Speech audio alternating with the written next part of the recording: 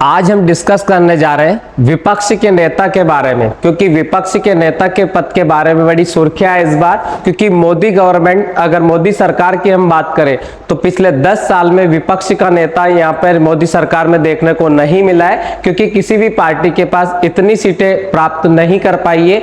कोई सी भी single largest party सरकार के बाद में जिसके पास 10% सीटें हो तो वो विपक्ष का नेता नहीं बना पाई है। तो इस वजह से पहली बार 10 साल के बाद में कांग्रेस को इस बार इतनी सीटें मिली है कि वो अपना विपक्ष का नेता चुन पाएगी। तो इस वजह से ये विपक्ष का नेता का जो पद है वो सुर्खियों में है। तो अपन देखते हैं आज कि विपक्ष का नेता कौन होता है, क्या इसके काम होते हैं और इसके पावर क्या होते हैं, इसकी सैलरी कितनी होती है, उसके बारे में आज पूरा डिस्कस करेंगे। तो सबसे पहले अगर हम बात करते हैं कि विपक्ष का नेता कौन होता है, तो विपक्ष के नेता की अगर हम बात करें तो इसे लीडर ऑफ अपोजिशन भी कहा जा सकता है। अब देखो यहां दे रखा है कि एक महत्वपूर्ण पद होता है जो लोकतांत्रिक प्रणाली में सरकार के कार्यों पर निगरानी रखने और उनकी आलोचना करने के लिए बनाया गया है। भारत में यह पद भारतीय संसद और राज्य विधानसभाओं दोनों जगह होता है। यह विपक्ष के नेता के बारे में संपूर्ण जानकारी अपन आगे देखेंगे। तो कहने का मतलब विपक्ष का नेता कौन होता है, तो विपक्ष का नेता सरकार वाली पार्टी के बाद में दूसरी सबसे बड़ी पार्टी होती है, और ये विधानसभा में भी होता है और संसद में भी होता है। विधानसभा में भी होता है राज्य के अंदर और संसद में होता है केंद्र के अंदर। अब देखते आगे, यहां दे रखा है कि परिभाषा और भूमिका क्या है विपक्ष के नेता की। तो विपक्ष का नेता वह प्रमुख नेता होता है जो उस पार्टी का प्रतिनिधित्व करता है जो संसद या विधानसभा में सबसे बड़ी गैर सरकारी पार्टी होती है। यह नेता निम्नलिखित भूमिकाएं निभाता। गैर सरकारी पार्टी का मतलब होता है सरकार को छोड़कर अपोजिशन वाली पार्टियों में सबसे बड़ी पार्टी होती है। जैसे अगर अपन देखा जाए तो इस बार बीजेपी को सबसे बड़ी पार्टी है, 240 सीटें हैं और एनडीए उनकी सरकार है। अब विपक्ष में अगर हम बात करें तो विपक्ष में बहुत सारी पार्टियां, जैसे कि आपकी एसपी है तो एसपी को 37 सीटें मिली है। कांग्रेस की बात करें तो 99 सीटें मिली है। तो जो बड़ी पार्टी होती है उसको अपन कहते हैं विपक्ष का नेता जो चुना जाएगा सबसे बड़ी पार्टी से चुना जाता है सरकार को छोड़कर। फिर दे रखा है विपक्ष के काम क्या है। तो विपक्ष का जो नेता होता है उसके काम क्या है। तो विपक्ष का नेता के हम काम देखें तो पहला यहां दे रखा है विपक्ष का प्रतिनिधित्व करता है। जो पूरा विपक्ष होता है उसको लीड करता है। तो यहां दे रखा है सरकार की नीतियों और कार्यों की आलोचना करता है और उनके मूल्यांकन करने के लिए विपक्ष का नेता मुख्य रूप से जिम्मेदार होता है। मतलब सरकार कोई पॉलिसी लेकर आती है तो उसका विरोध भी कर सकता है और अगर पॉलिसी अच्छी है तो सपोर्ट भी कर सकता है। तो ये विपक्ष का पूरा प्रतिनिधित्व करने का काम करता है विपक्ष का नेता। यहां दे रखा है वैकल्पिक नीतियां क्या है। अगर विपक्ष का नेता वैकल्पिक नीतियां और कार्यक्रमों का प्रस्ताव करता है और जनता के सामने प्रस्तुत करता है। कहने का मतलब ये कि सरकार अगर कोई पॉलिसी लेकर आती है, अगर उसमें कुछ इंप्रूवमेंट करना होता है तो सरकार के समक्ष अपना ये इंप्रूवमेंट रखता है और नीतियों में सुधार करवाने के लिए सरकार के ऊपर दबाव बनाने की कोशिश करता है।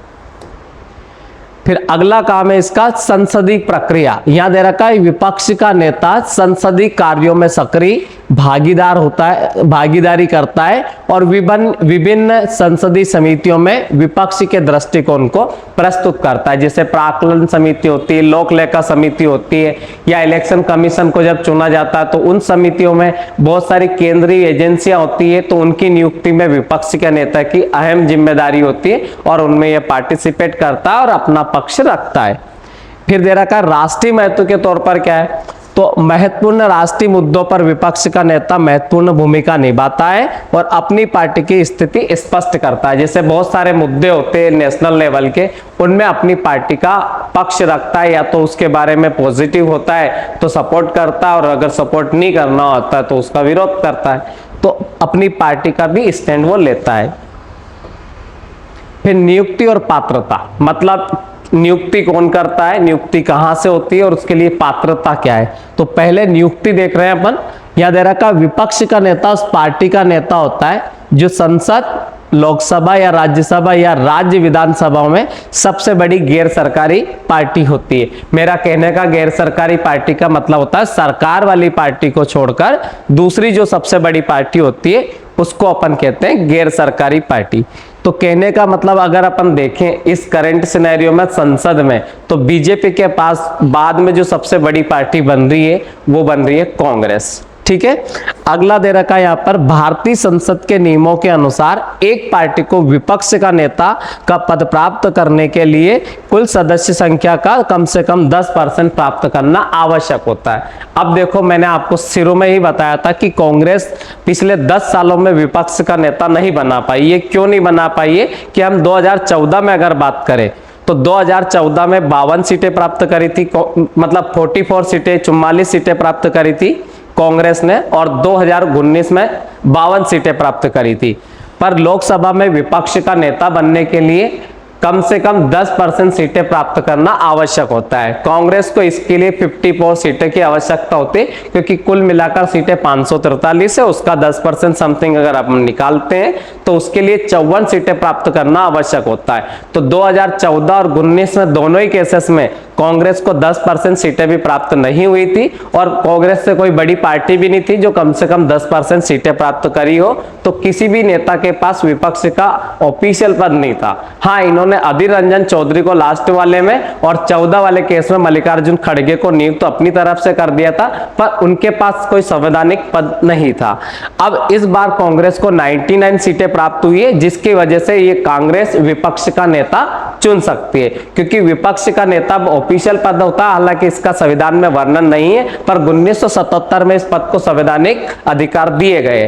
तो उसके बाद जो विपक्ष का नेता का जो अधिकार होता है, केंद्रीय मंत्री के बराबर उसके पास पावर होता है और उसकी उतनी सैलरी होती है। इस वजह से यह पद बहुत इंपॉर्टेंट होता है। और विपक्ष, अब पात्रता देखेंगे कि इसके लिए पात्रता क्या है। तो विपक्ष का नेता बनने के लिए व्यक्ति को संसद या राज्य विधानसभा का सदस्य होना चाहिए। विपक्षी पार्टी के सदस्यों द्वारा उसे सर्वसम्मति से नेता चुना जाना चाहिए। अब देखो यहां पर जो दे रखा है कि अगर आपको विपक्ष का नेता बनना है तो पहली बात तो आप लोकसभा में अगर बनना चाहते हैं तो वहां पर लोकसभा में आप वहां के सदस्य हो, अगर विधानसभा में बनना चाहते हैं तो विधानसभा के सदस्य हो, और फिर आपकी जो विपक्षी पार्टी उसके दल का नेता आपको चुना जाए, तब जाके आप विपक्ष में नेता बन सकते हो।